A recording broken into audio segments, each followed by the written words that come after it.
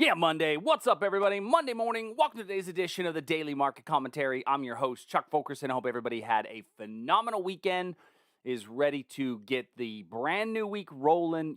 One of the things I find interesting, and this is here's my motivational talk for the week.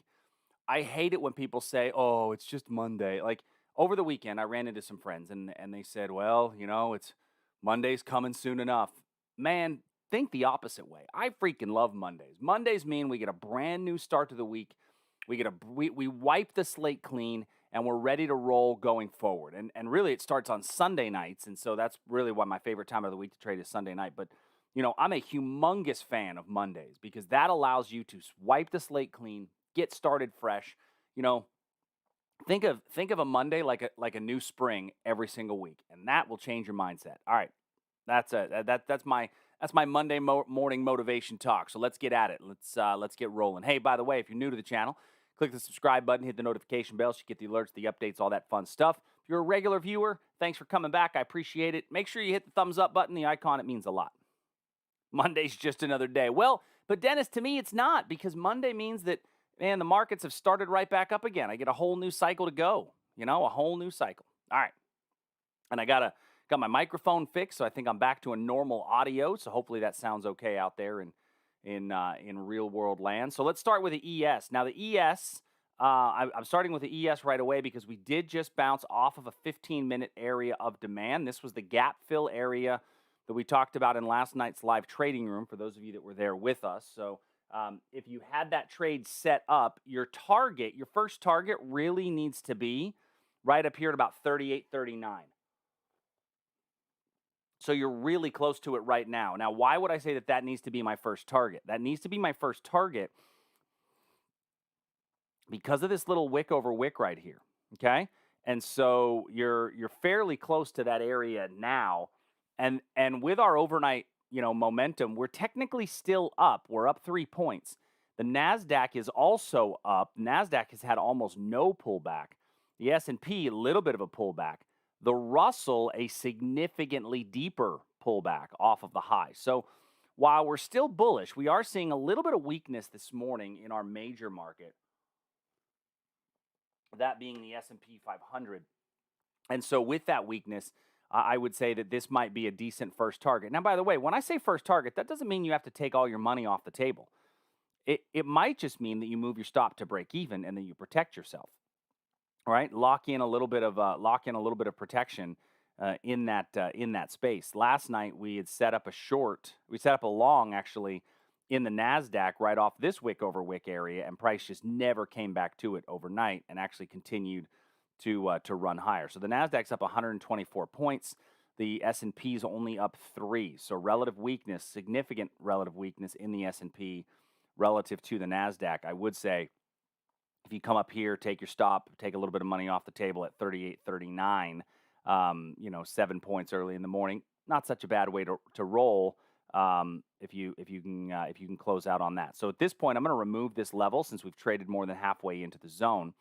And I need to look a bit lower. And so if I look a bit lower, where would be my next area of demand? Funny enough is that my 4-hour chart shows me that I've got a little bit of weakness in here. And that little bit of weakness that I see telling me that I've got a slightly lower high. Remember that on our daily chart, we are showing slowing momentum. So does it mean that I'm ready to go short? Hell no. Heck no, sorry. It means that I'm just being a bit more cautious on my longs, and I will be quicker to go short. I think that this area here is going to be, to me, this whole region right through here is a very pivotal point, because if we get below this area with any semblance of strength, then we will have put in a lower swing low than this area here, and that would be a lower swing low on my 4-hour chart, right? And a slightly lower swing high, and we will have gotten through this area of resistance, knowing that old resistance should act as new support. So to me, this is my my inflection point that I think is most important right now in the S&P. That is the level that I think is most important. Now, that being said, I think that also still acts as a potential area of demand when we get down a bit closer to there. And we have this long lower wick here, which was a retest of all this area. When you look at this on a 15-minute chart, when you look at it on a 15-minute chart, you can see that this area here was the retest of all this zone. So we're and we're hitting that right now in the YM, and I think that's a large part of that, Liz, is because of the just kind of the makeup of the different indices, right, and what's in them, and it's less high tech. Tech is definitely running away right now. So I'm going to put this 15-minute area down here, but because it's already been tested, it needs to be a confirmation entry, and I think it's a pretty clean long if we come back into here with any semblance of strength. So if you're long, is anybody long right now that S&P position off the gap fill? So if you're long that S&P position on the gap fill, if you're long that S&P position on the gap fill, I would move my stop to break even now. I know I said 38.39, but I'm a huge believer in the power of these upper wicks. Just move your stop to break even. Take away any of that exposure that you have and allow yourself to say, okay, I'll live another day and just walk out of here at break even. Now, you can take your money off the table now if you want, but you're taking 3 or 4 points, which is essentially a 1-to-1. And so I don't know that that's going to be the best for long-term account growth. I think you're better to move it to break even, and because you still have the chance that price is going to rocket back up. So at the very least, I think at this point it's safe to move your stop to break even, and then you live to play another day. What is that from? I forget what movie that's from. But that's what we want to do. Live to play another day. Dennis says the market is expecting good things out of Apple. Well, yeah, I think they are, and that's why we're seeing the NASDAQ move up. The question is, when I look at Apple itself, Apple is sitting already at an all-time high. We had these big wiki move right at the open the other day, which is why trading right at the open can sometimes get a bit wonky. If we do see a little pullback in Apple, there's certainly opportunities to buy more. I know lots of people that have been long Apple since down in here, right? This was our long for Apple that we identified sometime maybe 2 weeks ago as really the best opportunity to get long, and it was off of a very nice little wick over wick area here. Price retested, gave you another in, gave you another in, gave you another in, and so that's really our line of control that I think the market could come back and retest, but we have earnings coming up. So if you're in Apple and you've got a nice profit, I don't know that I'd hold it over earnings.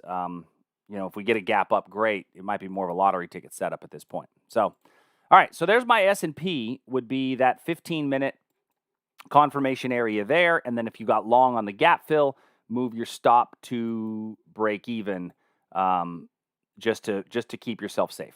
All right, NASDAQ level, nothing really for me to change. We have a really nice hourly wick over wick here, 13,408 by 13,389.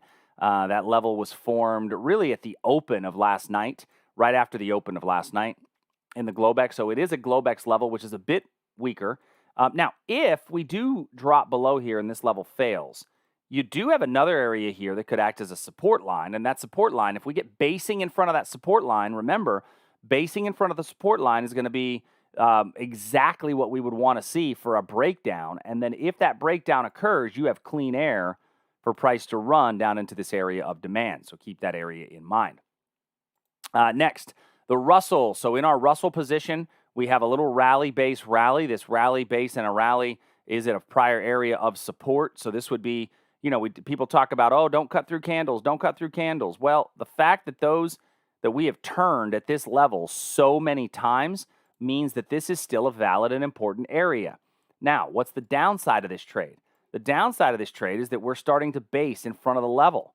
And so while I think this level does still have validity, I'm a little bit more concerned with it than I was last night when the market was up here. And so with that being said, what I'm going to do at this point is based upon the weakness of this market relative to the other two. And right now, the Russell is our weakest market just for intraday movements. We'll go back to it. What I'm going to do at this point is I'm going to remove the level. You don't have to remove it. You can switch it to a confirmation entry if you're so inclined, because it still qualifies for a confirmation entry based upon our rules. And the other thing you could do is go a bit smaller and just take the actual pivot down here where we have this drop base, very strong rally, and just take the actual 15-minute pivot. I'm not a fan of the basing we're getting in front of the level, which makes it a bit weaker. So I'll put the level in here. For those of you that are still interested in it, I think the 15-minute might be a little bit safer. Now you've reduced your exposure on that. You reduce your probability, but you also reduce your exposure. The ES, we still didn't make it up yet to 38.39. 38.75 is the high that we've gotten on there, so it's still not come back up to 38.39. What's up, T-frame? It just tapped the main floor trade pivot right at the top of that zone. Are you talking on the Russell, Taylor?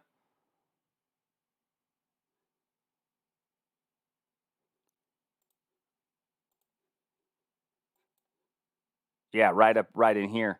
So you're talking these pivots over here to the left, and that's where it tapped and starting to rally up. And I think it could rally up out of that zone. I'm more comfortable moving my stuff down because I'd rather be a lot more cautious, right? My goal is to be a lot more cautious and to leave myself open for the best probabilities, which to me is going to be in this pace moving it down. If you guys don't know Taylor Frame, he's like a legend, the man, the myth, the legend. One of the absolute best traders I know. And I would say that if he wasn't even in the room. Yeah, right there at the 21.45. Yeah, it did pop a little bit into there, and that's based off these pivots over here to the left. So that's actually, I'm glad that you utilize those floor trader pivots. That's not something that I utilize quite as often. Maybe we should do a YouTube live one day and just talk about floor trader pivots and let people jump in because you could talk about it. Because you are a genius. Brilliant. I know. All right. And then the YM, I think our breakout above here is still very much in play.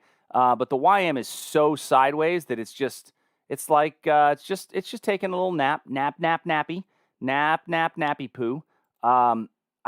This is a really obvious clean pivot right here where price could reverse. So that would be the area that I would look at for a pivot reversal area trade. Okay, so those are our levels in the equity markets. What I'm going to do is I'm going to share this grid with everybody if you're a Traders Army member, go to the trade worksheet and you will see that this is updated. If you're not a Traders Army member, what in the heck are you waiting for? Come on down. We'd love to have you. Just go to tradersarmy.com, promo code TRADER60. Get a little bit of cheddar off of your subscription. So we'd love to have you. Real quick, by the way, those of you that have not, do me a favor. There's a little red button that looks like a thumb, goes like this. Go hit that button for me. Computers care. I care. You care. We all care. It's amazing. We're caring people. Oh, that's a good idea, Frame. Maybe the next Trader Summit. You were on the inaugural Trader Summit. Let's get you back on. Let's roll it on. All right, so let's go crude oil. So what I said last night about both crude oil and gold is I wanted to see what Her Majesty had to say because I wanted to see how the markets moved right at the London Open. And the London Open always means a lot to me when it comes to reversal trades. And really, it told me, hey, we're going to go up and we're going to go down. And it didn't give me any signal. And so I hate to sound weak, right? And I don't think it sounds weak. I hate to sound indecisive, I think is a better way to say it. But I don't really feel like there's a lot of great trade opportunities from a directional perspective in crude oil in between these major pivots, right? Does everybody agree with that? I mean, let me know what you guys think, but I just don't think that there's a whole heck of a lot of opportunity in between these major pivots.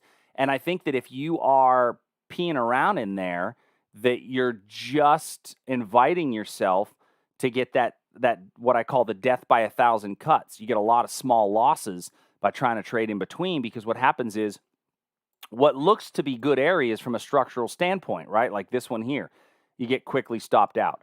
Or this area of demand here, you get quickly stopped out. Or this area of supply here, price doesn't quite make it up. And so I'm just not going to look at anything on there. And I'm not being weak. I'm just giving you my, the safer way to play it. Now, we do have a confirmation long down here. And I'm going to leave that one intact. But other than that, I got nothing. Gold, very similar on the structure, that I don't have a super clean position. Now, I will say in gold, because of the London Open, I did get a really nice move higher right through here. And so gold does give me a bit more hope for an opportunity because it's formed at a major market open. And I think that would be the area that I would look. Now, one thing that I'm going to add on here, and I just want to take a look at it on the 15-minute chart. I'm going to throw on my volume profile. And I'm not going to dive too deep into explaining volume profile in today's session, but when I look at volume profile, what I care about are my high volume nodes from my prior trading dates. And when I look at my prior day's trading, notice where my high volume node is. It's right here, which if we come back and retest that area, that may be, John, oh, brutal. I'm not saying a word about that. I'm going to look at here as a very strong potential reversal trade, and it's the high volume node is an additional correlation to where I would look for that to be a strong potential trade. And that level, if I look, has been a high volume node area in the past as well. And we've and typically you're going to look at those high volume nodes at areas where you've got zones of demand and supply to act as additional confirmation. And so I look at it on a daily basis. Now, if I look over the past 5 days,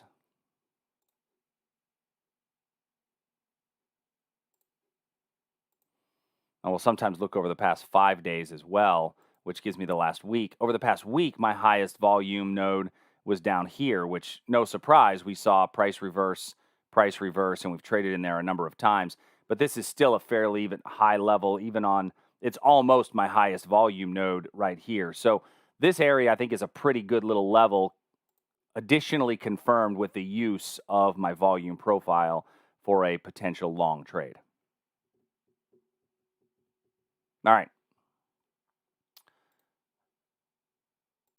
Next, looking at natural gas. So nat gas last night, we gapped up and we've traded out of the level in nat gas, but really very weakly. So we had the level. If you took the short, 6 candles later, the market said, no soup for you. And your stop should be at break even, which means you probably got stopped out if you held that thing into the evening, into the wee hours, as they say. Now, a lot of people say, well, can I do a gap and go? Because we gapped up, so can I trade it long? No. And the rock means no. Yes, we followed one of our 2 rules because remember that for a gap and go, I need to gap in the direction of the predominant trend, and I need to trade to gap outside the prior day's range. Well, in this case, I gapped outside the prior day's range, but I did not gap in the direction of the predominant trend. My 4-hour trend is most decidedly down, and so we gapped up. So it's not going to make sense.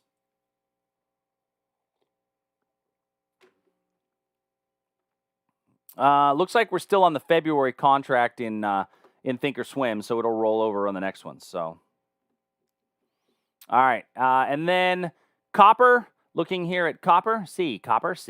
We talked about a couple of last week. We talked about this rising wedge pattern and the bearishness that exists in a rising wedge pattern, and that was a really clean picture. And actually, it was when I drew it. Oh shit. Or darn, sorry. Hope your kids aren't watching. It was, I think it was here where when we initially drew it. It was something like this, and we got a very strong move away, but our breakdown was off this blue line, and so when I look at this on a 4-hour, we've really just got a lot of sideways. So I put this right into the conversation with crude oil that it's just chopping sideways, and there's not a whole lot. Okay? All right, so really on here, the best picture that I have is the one that we found in gold as our best opportunity. Not a whole lot in any of our other markets at this point on this grid. Any questions on this particular grid?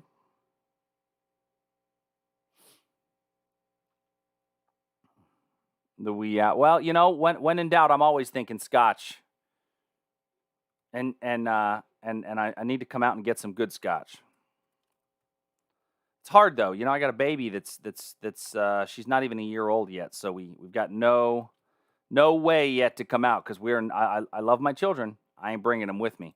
When I go to Scotland, it's going to be with my wife, with a wee dram, and a lot of golf. That's the plan. All right. Looking at ags, I'm going to kind of go through ags and currencies pretty quickly because, to be quite frank, most of them are garbage. Especially in the currency market, there was just not a whole lot last night to look at worth paying attention to. The soybeans, when we look at soy, we had a breakdown from Friday, really strong move down. We look at a couple of haggis. Liz, I'm not against trying haggis. I'm sure that a good cook can make it taste amazing. When I look at a 15-minute chart, and by the way, the fact that I'm going to go to Scotland, I've been dying to play golf out there my entire life. I really would love to. The closest I came, and actually Taylor was there. The closest I came was playing a replica hole at St. Andrews in Myrtle Beach, South Carolina. I will say that that it was the greatest the greatest 9 holes of golf in my entire life, and I shot 1 over par for the first 9 holes, and then on hole number 10 I put up a 10. So the day was over right about there. It was but it was nice. It was fun, and I played it was a replica hole of St. Andrews. And I blame Taylor, by the way, for the 10 because he and I were playing together and he shoved me full of whiskey. It's his fault. Anyway, was World Tour. That's right. So right now I've got some areas of supply and demand in between where we could still see a reversal. I will say, yeah, that's the one. That's it, Liz. Was the first at St. Andrews, and I birdied it. That was my birdie. I came in with a birdie, and then I came out on hole number 10. It just all fell apart. All right, I'm going to remove that because now I'm not going to remove it. I'm going to confirm it. I'm going to turn that to a confirmation. We came close to it, which scares me a little bit away from it. The fact that we were unable to put in a new low right here tells me that this does not have a lot of strength. Okay. It is not, Taylor. Were you not with me that round? Maybe I thought you were with me. Maybe Dean was with me, but one of my buddies was with me, and they were marveling at the greatest round I'd ever had in my life, and then I just blew it up. I mean, I'm not saying I did well. I blew it up. So, all right. Breakdown, I think, could exist below this 1298 in soy. I think that's still viable if you want to try to take that, but we would need 2 touches to make that happen. Looking at corn, we came to our reversal point in corn, and we got there last night about 10 o'clock. If you took the trade on the breakout, because it's a confirmation trade, you got into the trade here. You got halfway in right there. You got an entry right there. So 1, 2, 3, 4, 5, 6 candles later, this trade has gone nowhere. So what should you do? Oh, no, that's your fault. You definitely pumped me full of whiskey. I completely blame you. That 100% blame you. So what should we do if we've gone 6 candles and the market hasn't gone anywhere? We take our stop, we move it to break even, right? Because there's no if she ain't winked at you by 10 o'clock, she's not going to wink at you 11. And it's time to remove the risk from the table of getting a stop out. Now, what I am going to do is take a look at this as a potential breakdown, because now we have 2 touches at that level, and we're basing in front of it, which is good for a breakdown for price to fall from here. Looking at wheat. So wheat is up above us, and on our 15-minute level, we've got, very good. I'm glad y'all know the rules, moving it to break even. Wow, we got a nice little double top Batman cowl set up here.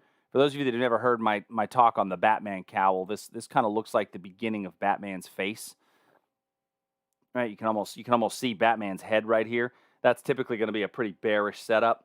But in order for that to happen, we would need a breakdown.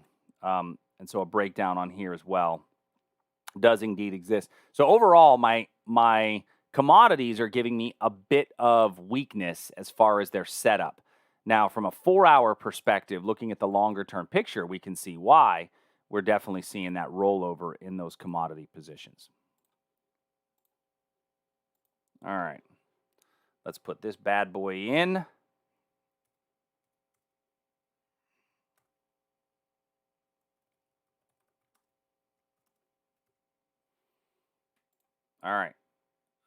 bonds and currencies. Numero uno. So the first one is our breakout in the 10-year note.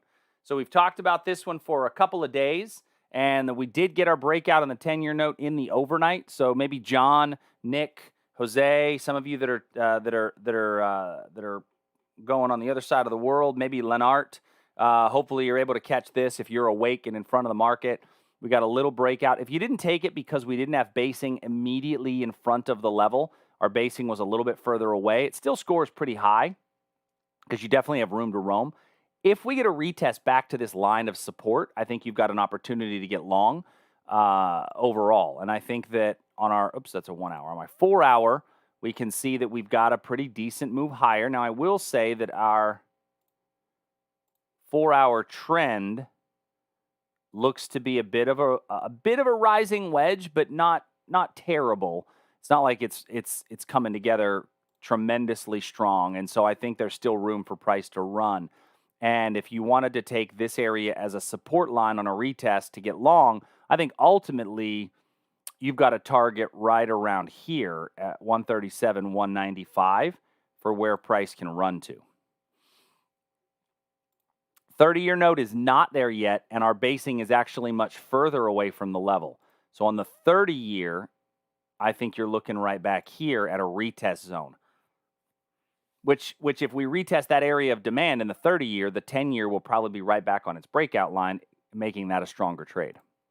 Looking at the euro, in the euro, we're in between our areas of supply and demand. We identified this 15-minute level down here last evening. It's not the best. It's okay, but it's certainly not the greatest zone.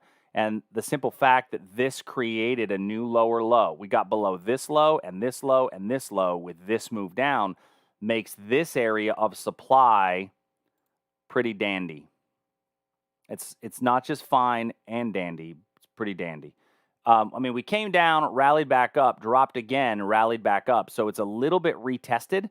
That would be one of the negatives of this area is that it is a bit retested. So I am going to make it a confirmation because of those two lower wicks right here. But it's a strong move down at a pretty good time of the day. This area of demand down here still in play, primarily because of when it was created, if we make it back down to there. But we're kind of meh right now in our euro. Canadian dollar is dropping, and our Canadian dollar is continuing to drop a little bit. I mean, this was that strong move down we had last week. We bounced off of this area here of support. Let's see if we base in front of the support area again. If we do, look for a potential breakdown. Let me share this grid.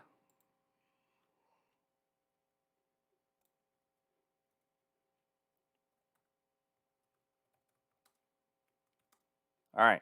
And then last, but certainly not least, would be our New Zealand dollar, Great British pound, Japanese yen, and the Aussie. So starting with the New Zealand dollar, we have the level that we talked about being a reversal trade. I'm going to leave the line here because I still think that this level is an interesting area because this is where price continues to turn. But on a 4 hour, we are very sideways. And I'm leaving I'm going to remove the line at this point. I normally like to leave it. I still think that if we break below here, that we could see this area act as supply. And that's because this becomes a line of control due to the fact that we continue to turn here over way to the left. And I think we just continue to put more orders in here, which is why we got to move away from it here. And then we got a nice move here off of it. And then we based inside of it again. So if we do break through there, look for that to become a supply area bouncing off this demand into here, and I could see us basing a bit lower. Now, in the meantime, I think that you're just waiting on the breakout above here. Could I take a breakout above where we're currently basing? You could, but I think that sets up for a classic bull trap, and it sets up for a classic bull trap because there may be enough supply up here to get short if somebody gets long above the Globex high. So I'm not going to be taking that one today or taking a look at that. In the Great British Pound last night, we did come into our supply area. We got a very nice strong move away. So if you took this Great British Pound short last night off of our live trade room, then I think at this point you should take your stop, move it to break even. We're more than 6 candles into it, and we've not gotten a tremendous move, but we've gotten enough of a move to take a little money off the table. So I would say that Great British Pound setup is a pretty good little trade. and we've gotten a good move away from there. So now looking at it again on a 4-hour, where would I look to find my zone? Well, when I look at this, what does this picture tell you? Just tell me what that picture tells you about our upward price movement, because we can see that it's up, right? You don't have to be, it's not rocket science that the price is going up. But what's it telling me about the upward price movement? And what's great is when you can see these things just by looking at the chart. And without overly complicating it or thinking too deep, it's good to be able to see. So type it in the chat window. I think it's good if you guys. Tom says it's slowing, right? Very good, Tom. I like that. It's slowing. So let's just connect our highs and connect our lows. Right? And even if I take a look at some of these in here, I violated it a little bit here. Hot mess, I think that's a really good way to characterize it. Even if I connect this in here, we can definitely see that we are slowing all the way through here. If I were to throw a study on here, let me throw my, I'm going to throw my RSI up here. And what I'm looking for in my RSI are my most recent swing highs versus what's happening in the RSI swing highs. So here's my RSI swing highs. Here's my price swing highs. We see clear divergence in the RSI. Now, we're still up above 60 for the most part, and we've not crossed yet down below the 40, even though we will cross below the 40 from time to time, but we have a couple of times in here and then saw price rally back up pretty hard from that zone. But I primarily, for momentum's sake, will use the MACD. And the MACD is giving me, I think, the clearer indication of that divergence away from the strength of the trend. Another one that you can use is the ADX line to show you the strength of the trend. And the trend is now at a 14. Now, what does a 14 mean? Anything below 25 tells you that you have no trend. And we just did a video yesterday that I put up on our YouTube page. If you got a chance to watch it, we talk about trend and utilizing indicators to help define trend. I don't need an indicator to define that for me, do I? But I can see it on the chart. And so I use indicators as ways to confirm, and we call them tactical reinforcements. I use indicators as a way to confirm what I already know, and that's really about my trend. Now, what does that mean? Well, that means that I think that if we get below here, we could see a much stronger move down in the Great British Pound. For now, I just don't see a whole lot of short-term trade opportunities, and I'm not going to force it. You could theoretically have a breakout above here, provided that you get quality basing in front of that zone. Japanese yen. So Japanese yen overnight came into our supply level 1, 2, 3, 4, 5, 6 candles later. It was actually moving our way. And now it's kind of come back to not moving our way. And so I would say at this point, take your money off the table. Or move your stop to break even if you're still in the trade. I think that the trade gave us a little bit of coin. I gave you an opportunity to get out at about a 2-to-1 reward to risk. And so that was nice. But it's now gone because we traded more than halfway into the zone. And we are squarely in a sideways price pattern in the 4 hours. So once again, I told you currencies are a hot mess. Australian dollar, very similar picture. We moved up into the level. We've gotten a nice little move away. At this point, move your stop to break even and allow profits to run. Take all your risk off the table. For those of you that joined us on Sunday night, hopefully you maybe were able to catch some of these positions if you stayed away. Well, I don't know about that, Taylor. I don't know about a general because I am definitely going to be a peon. But when we look at these positions on Sunday night, that's what sets us up for the week. And we had a number of decent trades that set up last night from last night's position. So I think that the Australian dollar moving down, pretty nice little setup. I would just move your stop to break even and see if price continues to move from this point. But I don't have anything else to add that's brand new. So Taylor, here's the word behind that tactical reinforcements. And in all seriousness, so our foundational level class is called the strategic trader. So we believe I've got to have a good strategy. And then once I have a strategy, then I have tactics inside of my bigger strategy, right? So our foundational course is the strategic trader class. And then we have tactical reinforcements to help reinforce what we do from our strategic side. Eventually, we want to have a tactical futures class and a tactical forex class, and then eventually a tactical options class. We'll change our existing options class to a tactical options class. That way, it kind of everything falls in line. Trying to make a path that people can see. So, but that's long term. All right. So that's all I have for today, everybody. Do me a favor. If you haven't already done so, make sure you hit the thumbs up button. Hit that little like on your platform. It means a lot. Computers like it. I like it. You like it. We all like it. Share this video out with others. Tell other people about it. We try to do this every day. Tomorrow, real quick announcement. Tomorrow and Wednesday, neither one of those will be a live DMC. Neither one of those will be a live DMC. I'm doing a bit of traveling, and so I will not do a live daily market commentary the next couple of days. They will be recorded, and I'll get the video up bright and early. I'll be actually on an East Coast time zone, so I wanted to just make everybody aware of that. So do not expect a live DMC the next couple of days. But that's all I have for today, everybody. I'll talk to you soon. Peace out. Have a great day.